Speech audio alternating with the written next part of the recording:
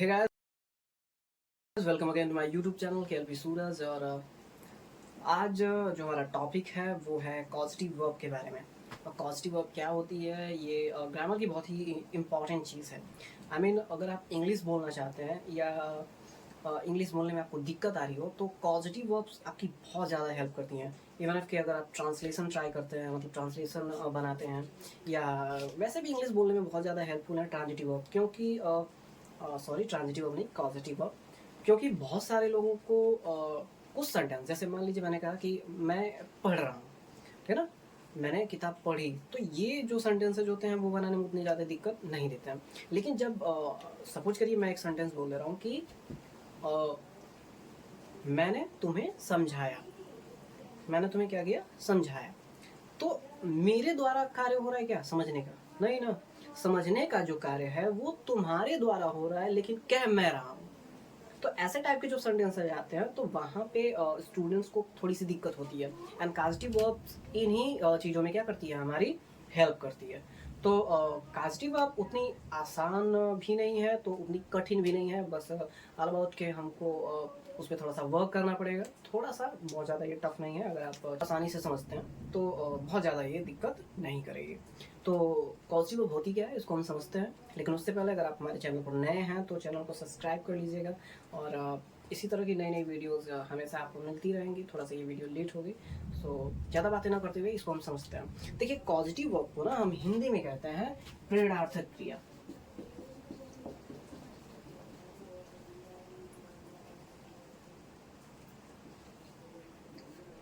क्या बोलेंगे? प्रेरणार्थक क्रिया। ठीक है ना? मतलब क्या कि ये जो क्रिया होती है ये कार्य करती नहीं है, बल्कि कार्य करने के लिए प्रेरित करती है।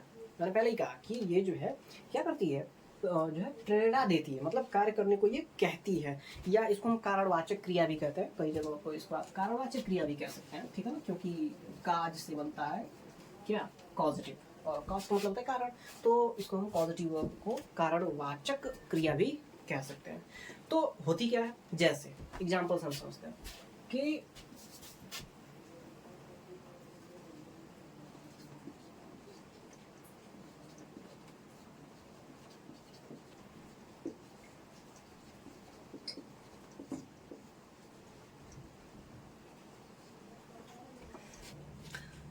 जैसा कि आप देख सकते हैं यहाँ पर मैंने एक सेंटेंस लिखा है जो क्या है कि मैंने अपने बाल कटवाए। अब बहुत ही नॉर्मल सा सेंटेंस हमने दिया है। इसको अगर आप सोचेंगे तो ये नॉर्मल सेंटेंस तो है ही। अगर आप थोड़ा सोचिए कि मैंने अपने बाल कटवाए, आप हमेशा बोलते हैं जब भी आप हेयर कटिंग करवाते हैं, जब भी आप अपने बाल कटवाते हैं तो आप हमेशा कहते हैं कि मैंने अपने बाल कटवाए। लेकिन ध्यान दीजिए, यहाँ पर एक कार्य हो रहा है बाल कटवाने का, और ये कार्य जो है आप खुद कर रहे हैं क्या? नहीं ना। लेकिन आप कह रहे हैं कि मैंने बाल कटवाए, तो यहाँ पर कार्य आपके द्वारा नहीं हो रहा है, हो रहा है किसी और के द्वारा। इसी तरह के सेंटेंसेस, ठीक है ना, जो आते हैं उनको जब भी हम बनाते हैं तो वो पॉजिटिव वर्ब के सहायता से बनाते हैं। तो आई होप कि आपको बात समझ में आ रही होगी कि पॉजिटिव वर्ब का मतलब होता है कि ऐसे कार्य जो हम करते तो नहीं है, सब्जेक्ट जो होता है सेंटेंस का वो करता नहीं है, लेकिन किसी और को वह कार्य करने के लिए प्रेरित करता है। और ऐसे सेंटेंसेस को बनाने के लिए हमें जिन क्रियाओं की आवश्यकता पड़ती है उन्हीं क्रियाओं को हम क्या कहते हैं, पॉजिटिव वर्ब कहते हैं। जैसे एक और हम सेंटेंस देख लेते हैं, ठीक है।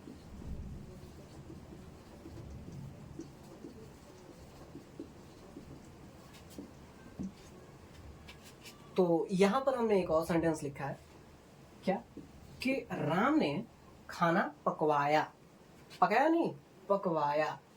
ठीक है ना। एक और हम सेंटेंस ले लेते हैं, जैसे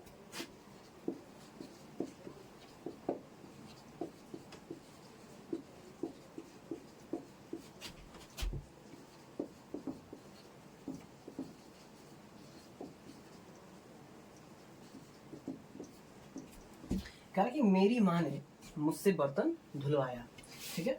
अब यहाँ पर देखिए, कहा कि मेरी माँ ने मुझसे बर्तन धुलवाया, यानी जो बर्तन धुलवाया, धोया नहीं, धुलवाया, कार्य जो हुआ वो मेरे द्वारा हुआ। ठीक है। लेकिन बात किसके विषय में हो रही है, अबाउट माई मदर। ठीक है। तो ऐसे ही जो सेंटेंस आते हैं, अब ऐसे आप बहुत सारे सेंटेंसेस इमेजिन कर सकते हैं, बहुत सारे सेंटेंसेस आप खुद भी सोच सकते हैं, जैसे आप खुद कुछ ऐसे सेंटेंसेस, ठीक है। तो आप अगर ऐसे सेंटेंसेस आ जाते हैं तो उसको हम बनाते कैसे हैं, तो इसके लिए बहुत ही सिंपल सा तरीका है। इसके लिए जो आपकी कॉजेटिव वर्ब होती है ना, वो मुख्य रूप से 3 प्रकार की, लेकिन 5 प्रकार की होती हैं। मुख्य रूप से 3 ही क्रियाओं का जो है जिक्र होता है। उसमें पहली जो आपकी होती है वो आती है मेक, दूसरी जो आती है वो होती है गेट, तीसरी जो आती है उसको बोलते हैं हैव। लेकिन मेनली जो है 5 प्रकार की होती है। कौन कौन सी? तो इसमें जो चौथी होती है उसको हम बोलते हैं लेट। क्या बोलते हैं? लेट। और जो 5वीं होती है उसको बोला जाता है हैव। ठीक है ना? तो ये 5 क्रियाएं हैं जो आपकी मुख्य रूप से कॉस्टिव वर्ब के अंतर्गत आती हैं। लेकिन ज्यादातर जो जिक्र होता है ना, वो 3 ही क्रियाओं का होता है। पहला मेक, दूसरा गेट, तीसरा हैव। लेकिन यहाँ पर हम बारी बारी से सारी क्रियाओं का यूज पढ़ेंगे। ये थोड़ी सी वीडियो लॉन्ग होने वाली है क्योंकि ज्यादा दिन के बाद भी आ रही है, तो इसलिए भी ये वीडियो थोड़ी सी लॉन्ग होगी। और जिसको भी कॉस्टिव वर्ब के बारे में अच्छे से समझना होगा वो क्या करेगा, इस वीडियो को अच्छे से देख लेगा। मेरी गारंटी, अगर आप इस वीडियो को अच्छे से देख लेते हैं तो पॉजिटिव वर्ब का जो कॉन्सेप्ट है आपका वो बिल्कुल क्लियर हो जाएगा। क्योंकि ये बहुत ज़्यादा कठिन है ही नहीं। कोई भी चीज़ क्या कठिन तभी लगती है जब उसको हम करते नहीं है, लेकिन जब once you start the thing तो वो ईजी हो जाती है। तो यहाँ पर हम सबसे पहले क्या करते हैं, कॉजिटिव वर्ब को एक एक करके समझते हैं। तो जो सबसे पहले हमारा कॉजिटिव वर्ब है उसके विषय में हम पढ़ लेते हैं। ठीक है,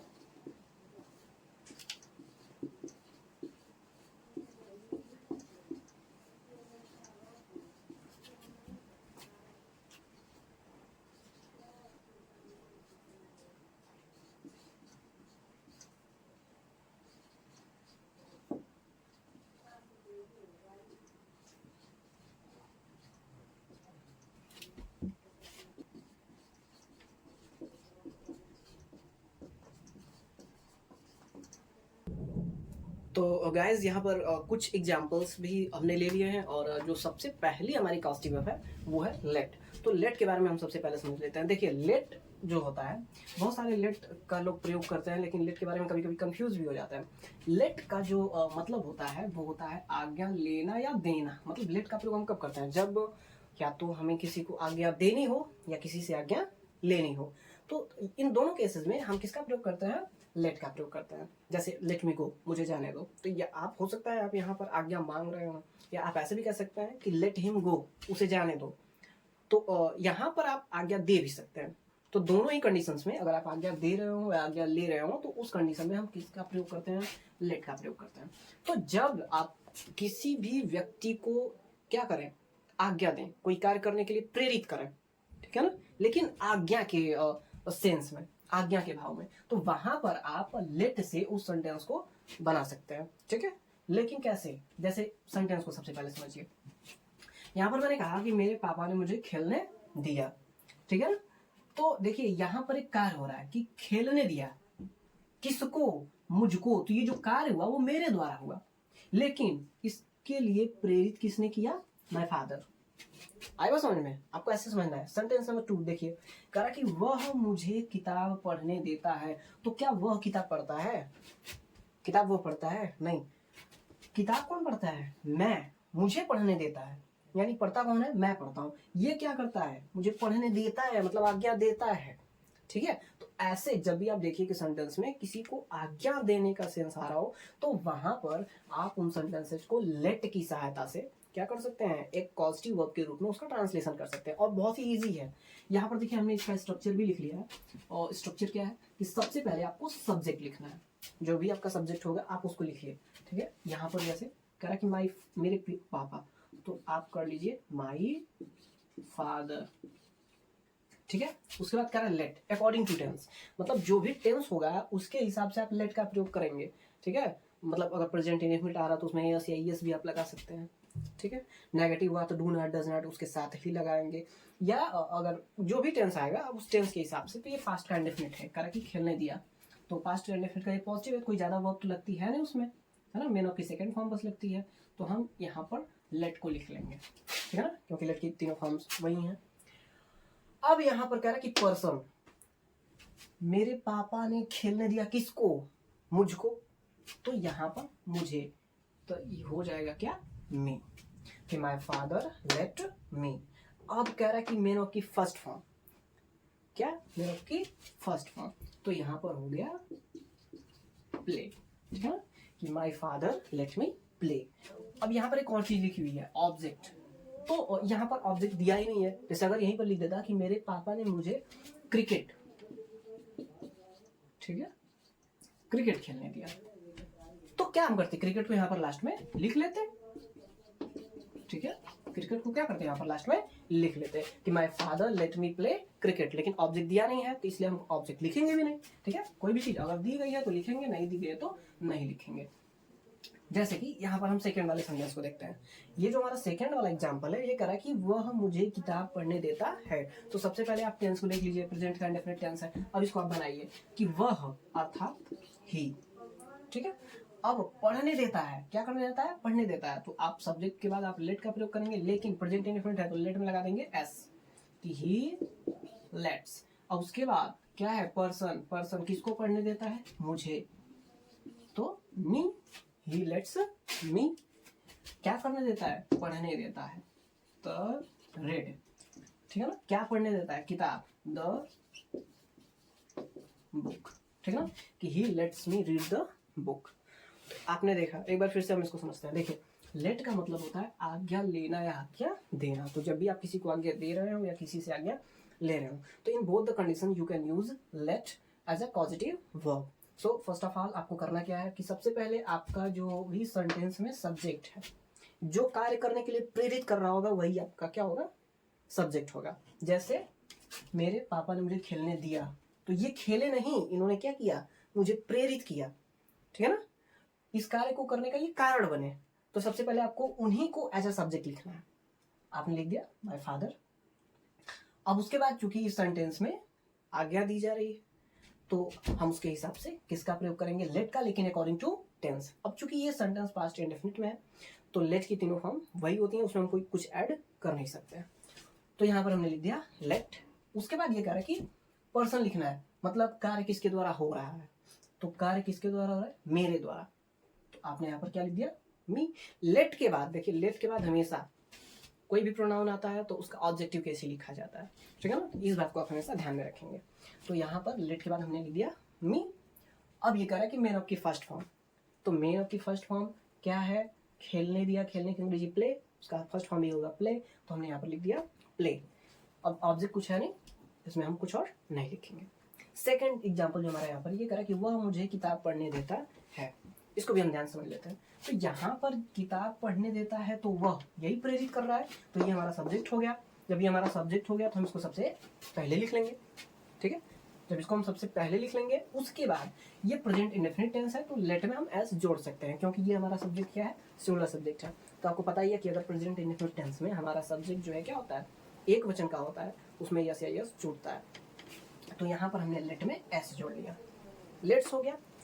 ऑब्जेक्ट इसमें क्या है हमारा, मी, मुझे, तो मी हो जाएगा। उसके बाद क्या करने देता है, पढ़ने देता है, रीड हो गया। क्या पढ़ने देता है, किताब, तो वहां पर हमने क्या लिख लिया, the book. Any problem, no. तो ये जो है आपका पहला पॉजिटिव वर्ब है लेट, जिसके प्रयोग से आप किसी भी मतलब सेंटेंस को जिसमें मेनली क्या किया जा रहा हो, या तो आदेश दिया जा रहा हो या आदेश लिया जा रहा हो, आज्ञा दिया जा रहा हो या आज्ञा ली जा रही हो, ऐसे सेंटेंसेस को आप इसके मदद से बना सकते हो।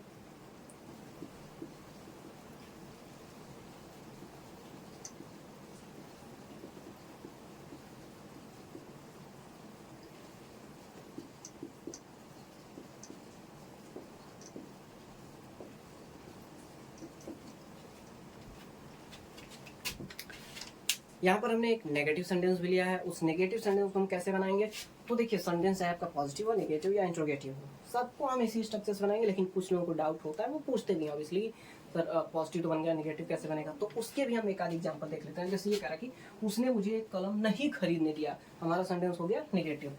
तो सबसे पहले हमारा सब्जेक्ट कौन है? उसने। इसकी अंग्रेजी हम लिख लेंगे ही।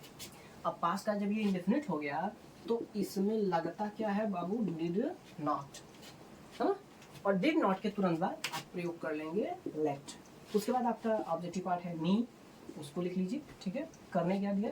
खरीदना, तो बाय। कि he didn't let me buy, क्या नहीं खरीदने दिया? एक कलम, तो ए पेन, ठीक है। तो सेंटेंस आपका चाहे पॉजिटिव हो चाहे नेगेटिव हो, वो ऐसे ही बनेगा, इसमें कोई नहीं है। मैंने कहा कि हमेशा आप जो लेट का प्रयोग करेंगे वो टेंस के हिसाब से करेंगे। देखिए नेगेटिव आ गया, डिड नॉट हमने लगा दिया, उसके बाद लेट लगा दिया, बात खत्म। तो ऐसे ही आपको इसके मतलब क्या करना है? कॉस्टिव वर्ब की हेल्प से बनाने हैं। अब हम दूसरी अपनी कॉस्टिव वर्ब देखते हैं कि उसकी मदद से हम कैसे बनाते हैं और किस कंडीशन में उसको बनाते हैं। मतलब क्या आवश्यकता पड़ती है कि हमको उसका यूज करना पड़ता है। क्यों नहीं हम सारे जितने भी सेंटेंस आ रहा है उनको हम लेट से बना लें? ऐसा भी नहीं हो सकता है, क्योंकि हर कॉजेटिव वर्ब का एक यूज होता है, उसका एक पर्पज होता है, उसका एक बोल सकते हैं कि एक प्रकार से उसका एक अलग उद्देश्य होता है। तो उसको हम देखते हैं कि हम उसकी सहायता से कैसे बना सकते हैं।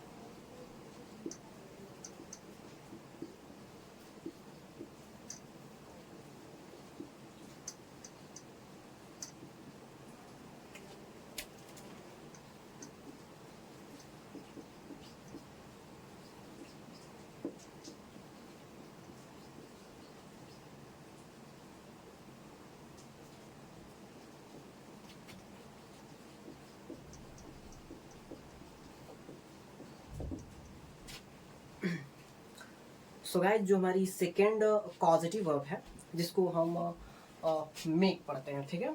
जो हमारी सेकेंड कॉजेटिव वर्ब है वो क्या है? मेक है। और इसका प्रयोग हम तब करते हैं जब किसी कार्य को बलपूर्वक कराया जा रहा हो, यानी थोड़ा सा जोर जबरदस्ती दे करके करवाया जा रहा हो। कई ऐसे कार्य होते हैं जिसमें आपको थोड़ा सा फोर्स किया जाता है कोई भी कार्य करने के लिए।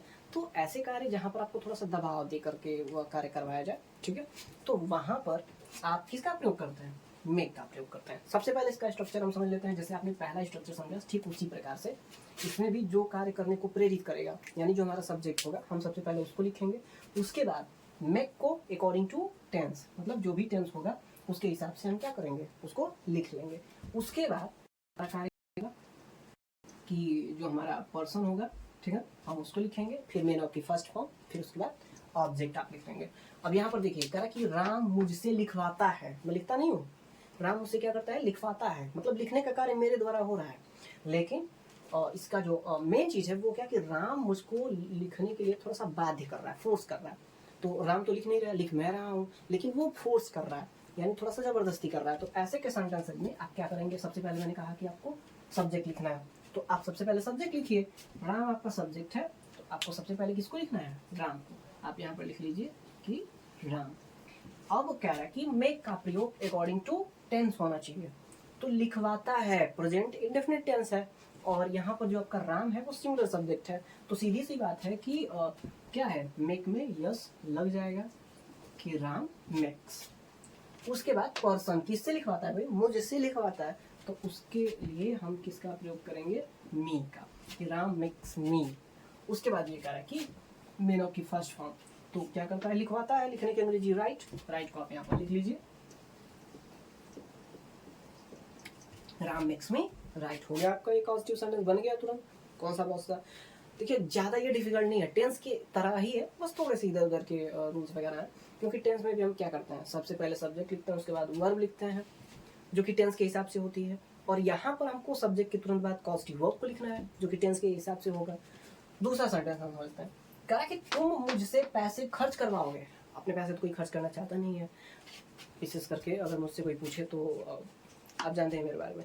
तो कह रहा है कि तुम मुझसे पैसे खर्च करवाओगे। और जो ना ये वीडियो देख रहा होगा ना, ये वाला अगर पार्ट आप देख रहे होंगे तो कमेंट जरूर करना, मैं तुरंत समझ जाऊंगा कि आपने वीडियो देखी है। जितने भी कमेंट करने वाले हैं, अगर ये वाला पार्ट अगर वो लिख दिए कि हाँ सर आप खर्चा करते हैं कि नहीं, तो मैं समझ जाऊंगा कि उन्होंने पूरी वीडियो देखी है। अदरवाइज तो जो है वो पता ही है, आते हैं सिर्फ लाइक करते हैं, उसके बाद एक कमेंट कर देते हैं, उसके बाद वीडियो तो वो देखते नहीं है। जैसे में आप सभी लोग जानते ही हैं कि वो कौन है, हमारे प्रिय सुमित जी। तो सुमित जी आप भी इस वीडियो को जरूर देख लीजिएगा कम्प्लीटली। तो चलिए यहाँ पर हम डिस्कस कर लेते हैं।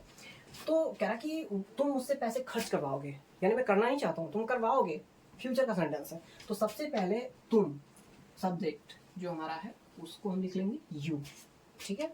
उसके बाद ये कह रहा है कि हमको मेक का प्रयोग करना है।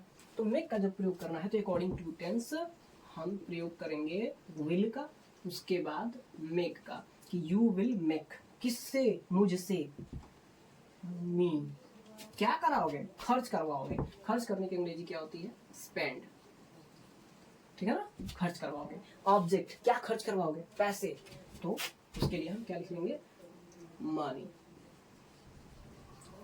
ठीक है, कि you will make me spend money. किसी को कोई दिक्कत नहीं होनी चाहिए, ठीक है। तो यहाँ पर क्या है कि यू, तुम, मी मुझसे, मनी पैसे, स्पेंड मतलब खर्च, विल मेक करवाओगे, ठीक है। तो तुम मुझसे पैसे खर्च करवाओगे, बन गया आपका सेंटेंस। एक और देख लेते हैं, कह रहा कि वो तुम्हें समझाएगा। देखिए समझेंगे आप, वो समझाएगा, समझाना का कार्य आप ही करेंगे, लेकिन वह तुम्हें समझाएगा, मतलब क्या, वो बस प्रेरित करेगा, है ना, कि आप उस बात को समझ जाए।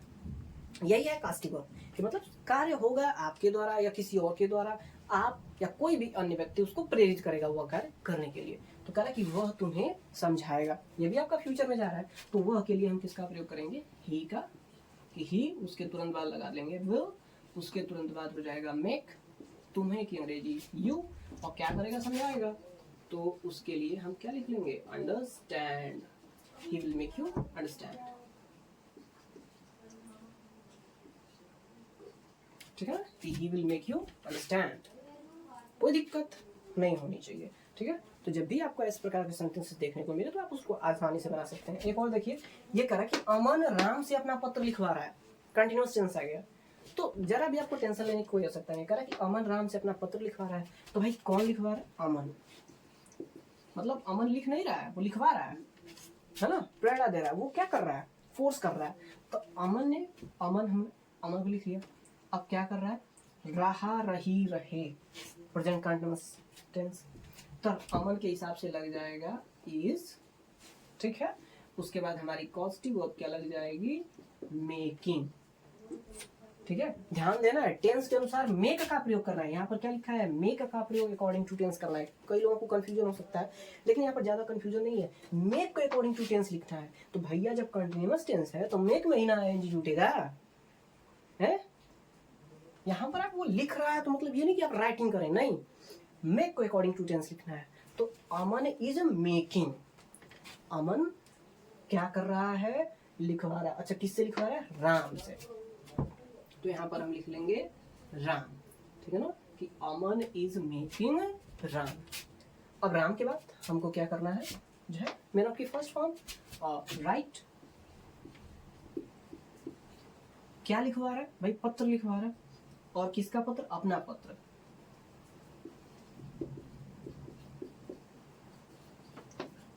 ठीक है, हो गया। Aman is making Ram write his letter, यानी जो अमन है वो क्या कर रहा है, राम से अपना पत्र लिखवा रहा है। किसी को कोई दिक्कत नहीं होनी चाहिए, बहुत ही आसान है कॉस्टिव वर्ब, उतना भी ज़्यादा ये टफ नहीं है। तो ये आपने देखा कि कैसे हम मेक का प्रयोग करते हैं। एक बार हम समझ लेते हैं कि मेक का प्रयोग हम तभी करते हैं जब किसी सेंटेंस में किसी से ज़बरदस्ती थोड़ा सा बलपूर्वक उससे वो कार्य करवाया जा रहा हो। तो सबसे पहले आप जो भी प्रेरित करेगा अर्थात जो भी सब्जेक्ट होगा आप उसको लिखेंगे। उसके बाद मेक का प्रयोग अकॉर्डिंग टू टेंस करेंगे। उसके साथ ही साथ आप पर्सन मतलब जो कार्य कर रहा होगा एक्चुअली में आप उसको लिखेंगे। उसके बाद आपकी जो वर्ब होगी उसका फर्स्ट फॉर्म लिखेंगे। उसके बाद जो आपका ऑब्जेक्ट होगा उसको लिखेंगे। अगर आप ऑब्जेक्ट होगा सेंटेंस में तो ऑब्जेक्ट को लिखिएगा, नहीं होगा मत लिखिएगा। ये नहीं कि जबरदस्ती कुछ भी ढूंढ के लिख दें, ऐसा आप नहीं करेंगे, उतना तो बुद्धि आपके पास है। ठीक है, तो अगली वर्ब हम देखते हैं कि वो कौन सी वर्ब है। तो जो हमारी अगली कॉस्टिव वर्ब है तीसरी, उसको हम बोलते हैं गेट।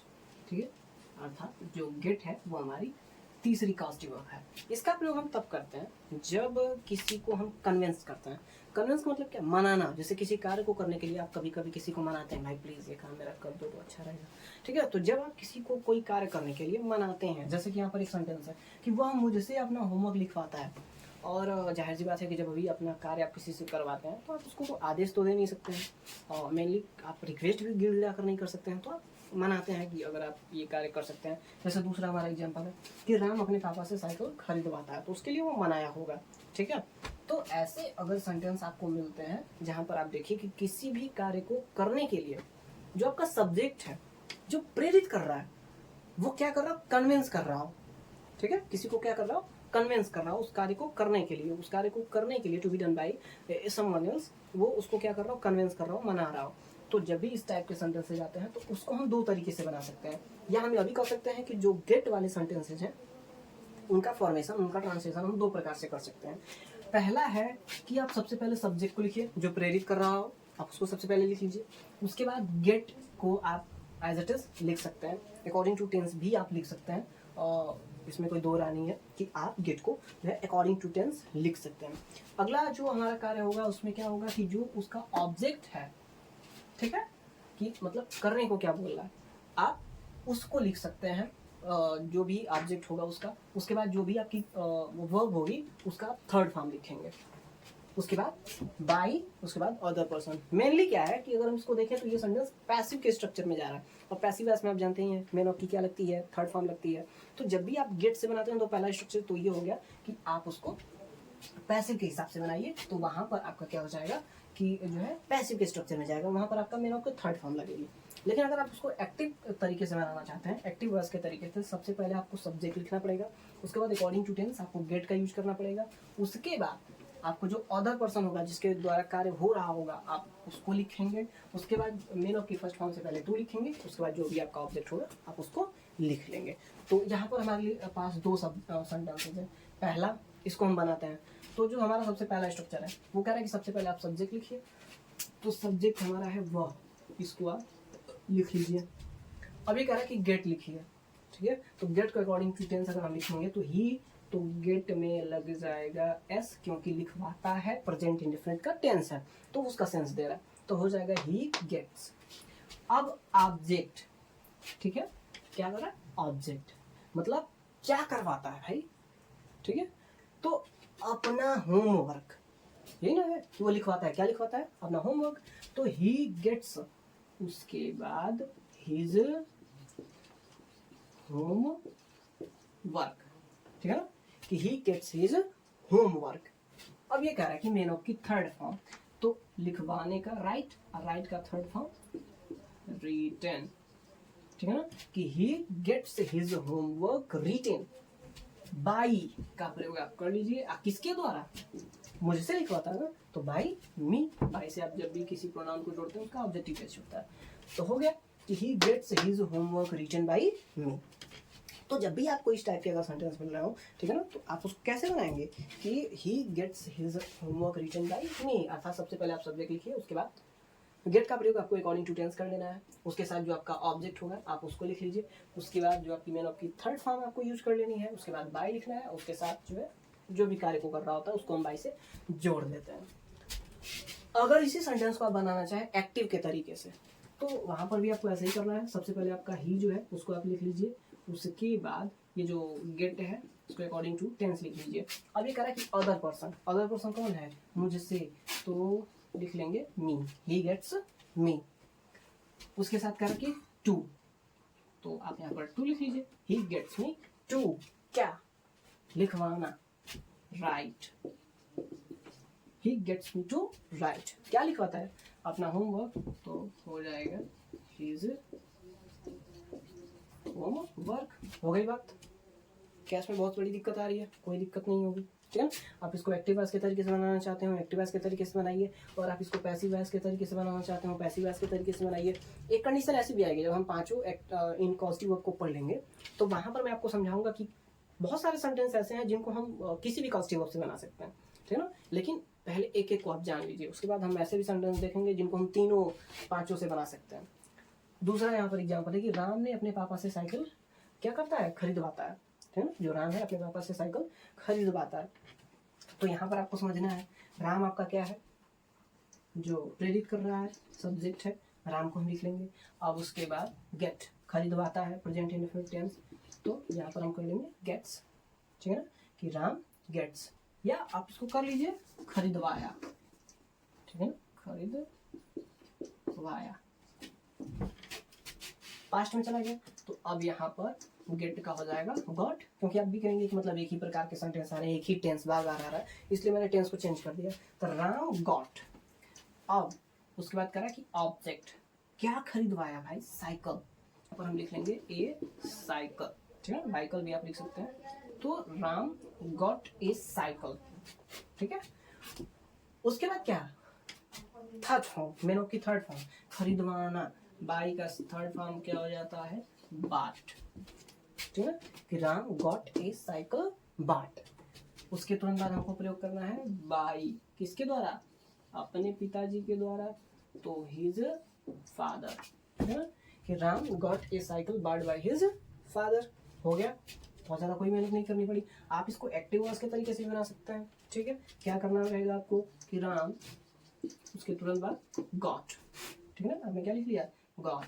और उसके बाद ये क्या कर रहा है, अदर पर्सन, हिज फादर, ठीक है ना। अब ये कह रहा है कि मेन ऑफ की फर्स्ट फॉर्म से पहले क्या, टू लगाना है, तो टू बाय क्या, ये साइकिल, ठीक है ना। तो हो गया Ram got his father to buy a cycle. तो इस प्रकार से अगर आपके सेंटेंस में देखिए कि किसी को कन्विंस करने का भाव आ रहा हो, किसी को मनाने का भाव आ रहा हो, तो आप उसको किससे बनाएंगे, गेट से बनाएंगे। और दो तरीके गेट से बनाने के, एक क्या एक्टिव वॉइस का, दूसरा पैसिव वॉइस का। तो जब कभी भी आपको गेट से किसी सेंटेंस को बनाना हो तो इसी प्रकार से आप बनाएंगे। अब हम देखते हैं हमारा अगला जो कॉजेटिव वर्ब है उसको हम देख लेते हैं।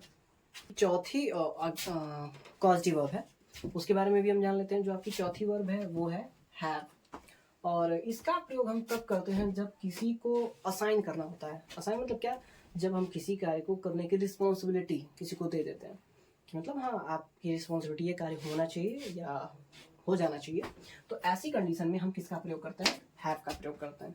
अब हैव का जो स्ट्रक्चर है वो भी वही है, समान है। सबसे पहले आपको सब्जेक्ट, यानी कि जो प्रेरित कर रहा होगा, जो कार्य करने के लिए उसको क्या कर रहा होगा, कारण कर रहा होगा, तो वहां पर आप सब्जेक्ट का प्रयोग करेंगे। उसके साथ ही हैव का प्रयोग आप अकॉर्डिंग टू टेंस करेंगे, जैसा टेंस वैसा आपको हैव, मतलब क्या, तो भाई या तो हैव रहेगा या तो हैड हो जाएगा। उसके बाद आपको क्या करना है, पर्सन, ठीक है ना, कि आपको पर्सन का यूज करना है। उसके साथ ही मेन ऑफ की फर्स्ट फॉर्म, और उसके बाद ऑब्जेक्ट। तो देखते हैं, जैसे यहाँ पर मैंने एक सेंटेंस लिखा है कि मैंने राम से खाना मंगवाया, ठीक है ना। या एक और एग्जांपल हम जैसे ले लेते हैं कि तुमने मुझसे पत्र पढ़वाया, ठीक है ना। दो सेंटेंसेस हमने यहाँ पर ले ली, उसको हम बनाते हैं। करा कि मैंने राम से खाना मंगवाया, तो मैंने, आई, ठीक है, मंगवाया पास्ट का इंडेफिनिट हो गया। तो यहाँ पर क्या है, आपका जो हैव है पास्ट में जाकर के क्या हो जाएगा, हैड, ठीक है। अब उसके बाद कह रहा है कि पर्सन, किससे, राम से, तो आप यहाँ पर क्या लिख लेंगे, राम, आई हैड राम, क्या किया, मंगवाया, ब्रिंग,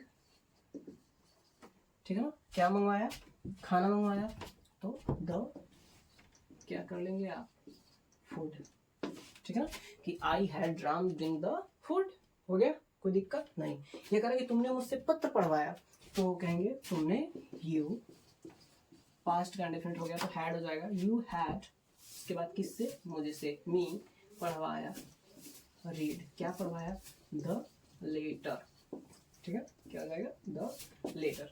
तो बस नॉर्मल से आपके सेंटेंसेज है, नॉर्मल से आपका स्ट्रक्चर है, नॉर्मल से आपका क्या हो जाएगा, उसका ट्रांसलेशन भी हो जाएगा।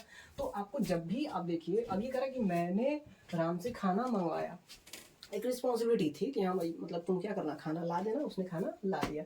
तो इस प्रकार के, क्योंकि ये बहुत ज़्यादा भारी भरकम तो है नहीं, आप फोर्स तो कर नहीं सकते हैं किसी को नहीं, मेरे लिए खाना लाना ही लाना। तो ये बस नॉर्मल से सेंटेंसेस थे। तो जब भी आपको हैव से बनाना होगा सेंटेंस को, तो सबसे पहले आप सब्जेक्ट लिखेंगे, उसके बाद हैव, अकॉर्डिंग टू टेंस आप इसको चेंज करते रहेंगे। उसके बाद आपको जो पर्सन होगा उसको लिखना है, फिर मेरा आपकी फर्स्ट फॉर्म, और उसके बाद ऑब्जेक्ट। जैसे यहाँ पर हमने 2 सेंटेंस देख लिए। कह रहा कि मैंने राम से खाना मंगवाया, मैं लाया नहीं, मैंने मंगवाया, ठीक है ना। तो मैंने के लिए हमने आई लिख लिया। अब मंगवाया, खाया, पिया, आया, गया, पास्ट का इंडेफिनिट हो गया। तो यहाँ पर हैव को हम लेके जाएंगे पास्ट में, तो क्या हो जाएगा, हैड हो जाएगा। तो आई हैड, किससे मंगवाया, राम से मंगवाया, तो राम को हम लिख लेंगे, आई हैड राम। अब क्या किया, मंगवाया, मंगवाना है ना, क्या, ब्रिंग, लाना, तो उसकी अंग्रेजी हम लिख लेंगे ब्रिंग, क्या मंगवाया, खाना, द फूड। फिर कह रहा है कि तुमने मुझसे पत्र पढ़वाया, तो उसको हमने क्या कर लिया, you had me read the letter, ठीक है ना, हो गया, तुमने मुझसे पत्र पढ़वाया। तो ये जो चारों क्रियाएं हैं, आपने एक एक करके इनको देख लिया। अब हम देखते हैं अपनी लास्ट की क्रिया, जो हमारी ट्रांजिटिव वर्ब लास्ट बची हुई है, जो क्या है, हेल्प है। उसके हिसाब से भी हम देख लेते हैं कि सेंटेंस को कैसे बनाते हैं। उसके बाद हम समझेंगे कि किसी एक ही सेंटेंस को अलग अलग कॉजेटिव वर्ब से हम कैसे बनाते हैं। सो हे गाइस, जो हमारी 5वीं वर्ब है और लास्ट वर्ब है, वो है हेल्प। हेल्प मतलब होता है मदद करना। तो जब भी किसी कार्य को करने में कोई हमारी मदद कर रहा होता है, ठीक है, तो वहां पर उस सेंटेंस को बनाने के लिए हम किसका प्रयोग करते हैं, हेल्प का, एज ए पॉजिटिव वर्ब, ठीक है ना, पॉजिटिव वर्ब के रूप में हम हेल्प का यूज कर लेते हैं। आपको करना क्या होता है, सबसे पहले आपको सब्जेक्ट लिखना होता है, उसके बाद help according to tense use हो जाती है, उसके बाद वही आपको पर्सन, फिर आप उस सेंटेंस को टू लगा करके भी बना सकते हैं या विदाउट टू भी बना सकते हैं, और मेरा आपकी फर्स्ट फॉर्म, उसके बाद ऑब्जेक्ट। भाई टू लगेगा तब भी फर्स्ट फॉर्म आएगी, नहीं लगेगा तब भी फर्स्ट फॉर्म आएगी। तो यहाँ पर आपके पास 2 चॉइस है, आप जैसा करना चाहें वैसा आप कर सकते हैं। उसके बाद आप ऑब्जेक्ट लिख लेंगे। जैसे यहाँ पर पहला सेंटेंस कह रहा है कि उसने होमवर्क करने में मेरी मदद की, तो उसने अर्थात ही, और मदद की पास्ट का इंडेफिनिट हो गया, तो हेल्प भी अपने पास्ट के फॉर्म में जाएगा, ही हेल्प्ड। किसकी, पर्सन, मेरी, तो मी, ही हेल्प्ड मी। क्या करने में, जो है कि करने में, डू, तो डू के साथ आप चाहें तो टू डू भी कर सकते हैं या सिर्फ डू भी लिख सकते हैं, कि he help me to do या ही हेल्प मी डू। क्या करने में, होमवर्क, द होमवर्क, ठीक है, कि he help me to do the homework. तो आप दोनों तरीके से उसको बना सकते हैं, चाहे आप टू यहाँ पर लगा भी सकते हैं, चाहे तो इस टू को हटा भी सकते हैं। तो कोई दिक्कत आ नहीं रही होगी, क्योंकि ये बहुत ही ज़्यादा इजी है। सारी जो आपकी कॉस्टिव वर्ब्स हैं उनमें सबसे ज़्यादा इजी यही है। अगला जो है कह रहा है कि मैंने खाना बनाने में आपकी मदद करूँगा, तो फ्यूचर में जा रहे हैं सेंटेंस, कोई दिक्कत नहीं है। मैं, आई, ठीक है ना, इसके साथ आप क्या लगा देते हैं, शैल, और उसके साथ हेल्प, आई शैल हेल्प, किसकी, आपकी, ठीक है, you, I shall help you. क्या करने में, टू बनाने में, तो क्या बनाने में, खाना, खाना बनाने के लिए आप किसका यूज करते हैं, cook, I help you to cook. क्या बनाने में, खाना बनाने में, द फूड, ठीक है, तो हो गया I shall help you to cook the food. या आप चाहें तो यहाँ पर से टू हटा भी सकते हैं, कोई दिक्कत नहीं होगी। अगला क्या है, कह रहा है कि तुम मुझे समझा रहे हो। देखिए इसमें मदद नहीं कर रहा है, लेकिन आप सेंटेंस समझ सकते हैं, आप किसी को समझा रहे हो, अर्थात एक तरफ से आप उसकी हेल्प ही कर रहे हैं। जैसे आप किसी को कोई रास्ता बता रहे हो, तो आप एक तरफ से उसकी हेल्प ही कर रहे हैं। तो ये सेंटेंस कह रहा है कि तुम मुझे समझा रहे हो, यानी एक प्रकार से मदद कर रहे हो। तो आप भी इसको जो है बना सकते हैं कि तुम, यू आर हेल्पिंग, किसकी, मेरी, क्या करने में, समझने में, टू अंडरस्टैंड, है ना, you are helping me to understand, यानी तुम समझने में मेरी क्या कर रहे हो, हेल्प कर रहे हो, यानी तुम मुझे समझा रहे हो। ठीक है, तो आपकी ये जो वर्ब है क्या हेल्प, आप उसका प्रयोग इस तरह से कर सकते हैं। सबसे पहले आपको सब्जेक्ट लिखना होगा, उसके साथ ही साथ आपको हेल्प का प्रयोग अकॉर्डिंग टू टेंस कर देना है। उसके साथ ही साथ आपकी जो पर्सन होगा आप उसको लिखेंगे। जो आपकी मेन ऑफ की फर्स्ट फॉर्म होगी आप उसको एज इट इज भी लिख सकते हैं, या चाहे तो उसके साथ टू भी लगा सकते हैं, लेकिन वो हमेशा मेन ऑफ की फर्स्ट फॉर्म में ही रहेगी। उसके साथ आप जो है ऑब्जेक्ट लिख लेंगे। तो आई होप कि आपको ये समझ में आ गया होगा। अब लास्ट जो मैंने कहा था कि आप किसी भी सेंटेंस को 3-4 तरीके से वैसे भी बना सकते हैं। ठीक है, तो आप उसको देख लीजिए, वो भी तरीका हम लोग समझ लेते हैं एक बार, उसको हम कैसे बनाते हैं। तो एक बार इसको हम क्लियर करते हैं, उसके बाद वो भी समझते हैं। सो गाइज, यहाँ पर मैंने 2 सेंटेंसेज लिखे हैं जिनको हम अलग अलग कॉजेटिव वर्ब से बनाएंगे। क्योंकि मैंने आपको पहले ही कहा था कि बहुत सारे सेंटेंस ऐसे हैं, ज़्यादातर 90% सेंटेंसेज ऐसे आते हैं जिनको हम अलग अलग कॉजेटिव वर्ब से बना सकते हैं। ऐसा नहीं है कि आप एक कॉजेटिव वर्ब से सिर्फ एक ही सेंटेंस को बना सकते हैं, या एक सेंटेंस को सिर्फ एक ही कॉजेटिव वर्ब से बना सकते हैं, ऐसा नहीं है। जैसे यहाँ पर हमने लिखा कि वह मुझे हंसा रहा था, तो हो सकता है कि वो हंसने में मेरी हेल्प कर रहा हो, या ये भी हो सकता है कि वो मुझसे ज़बरदस्ती क्या कर रहा हो, हंसवा रहा हो, या हो सकता है कि वो क्या कर रहा हो, मुझे एक रिस्पॉन्सिबिलिटी दे रहा हो, भाई आप हंसो। ठीक है, तो इस प्रकार से आप क्या कर रहे हैं, इसको अलग अलग तरीके से बना सकते हैं। जैसे सबसे पहला तरीका कि वह मुझे हंसा रहा था, अगर इसको हम समझें कि वो मुझे फोर्स कर रहा था तो मेक से हम बना सकते हैं। अगर हम ये समझें कि वो फोर्स कर रहा था, मुझे ज़बरदस्ती हंसा रहा था, तो मेक से बना सकते हैं। तो सबसे पहले वह की अंग्रेजी हम लिख लेंगे ही। टेंस है पास्ट का कंटिन्यूअस वॉज, और उसके बाद मेक में लगा लेंगे ING। ही वॉज मेकिंग, किसको, मुझको, मी, क्या कर रहा था, laugh. He was making me laugh. ऐसे आप सेंटेंस को बना सकते हैं, बना ही लिया आपने, he was making me laugh, कोई दिक्कत नहीं। अगला, आप इसको अगर गेट से बनाना चाहें तो आप गेट से भी बना सकते हैं। जैसे आप गेट से 2 तरीके से बना रहे थे, ही, उसके बाद वॉज, और आप गेट में क्या लगा लेंगे, ING। ही वॉज गेटिंग, उसके बाद me laugh, he was getting me laugh, कोई दिक्कत नहीं। तो आप इस प्रकार से भी सेंटेंसेस को क्या कर सकते हैं, ठीक है, उनको आप कॉस्टिव वर्ब की हेल्प से, मतलब अलग अलग कॉस्टिव वर्ब की हेल्प से उसे आप बना सकते हैं। अगर आप हैव से बनाना चाहें आप उससे भी बना सकते हैं। सबसे पहले आप क्या प्रयोग कर लेंगे, ही, उसके बाद वॉज, हैव में आप जोड़ लेंगे ING, ही वॉज हैविंग, उसके बाद मी, उसके बाद laugh, he was having me laugh, ऐसा भी बना सकते हैं। या आप इसको हेल्प की मदद से भी बना सकते हैं कि he was helping me to laugh. ठीक है, और टू को आप चाहे तो हटा भी सकते हैं कि he was helping me laugh. ठीक है, तो ऐसे 4 तरीके से तो हमने बना लिया भैया। ठीक है, ठीक है, क्या हो गया, 4 तरीके से हमने इसी सेंटेंस को बना लिया। तो कॉस्टिव वर्ब देखिए बहुत ही इजी है, आप देख रहे हैं एक ही सेंटेंस को 4 तरीके से भी बना सकते हैं, और अगर आप चाहें तो पर्टिकुलर किसी एक तरीके से भी बना सकते हैं। तो अब आप जिससे चाहे उससे बना सकते हैं, क्योंकि ट्रांसलेशन में बहुत ज़्यादा आपकी कॉस्टिव वर्ब यूज होती है। उसी तरह से ये भी कह रहा है, उसने मुझसे एक पत्र लिखवाया, बनाता है। देखिए अगर उसने जोर जबरदस्ती करके लिखवाया होगा तो ही, क्या किया उसने, ही, ठीक है ना, लिखवाया, मेड, पास्ट का इंडेफिनिट हो गया, ही मेड मी, उसने मुझसे क्या किया, लिखवाया, राइट, क्या लिखवाया, एक पत्र, ए लेटर, ठीक है ना, he made me write a letter, बन गया।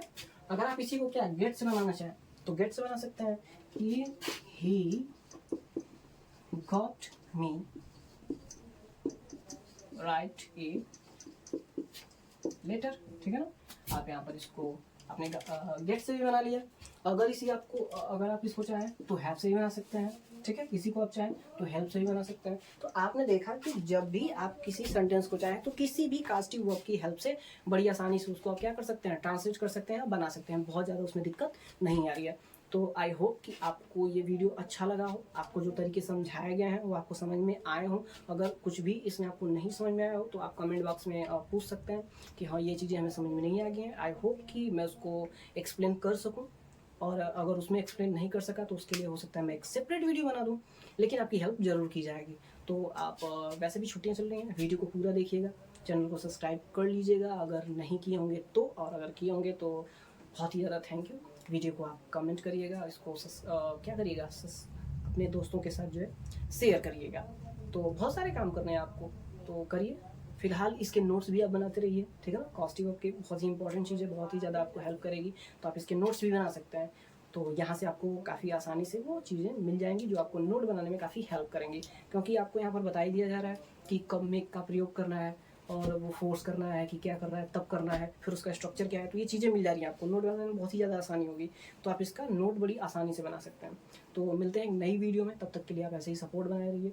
चैनल को सब्सक्राइब आपने नहीं किया होगा, सब्सक्राइब कर लीजिएगा और वीडियो को शेयर करिएगा, कमेंट करिएगा, लाइक करिएगा। तब तक के लिए थैंक यू, जय हिंद।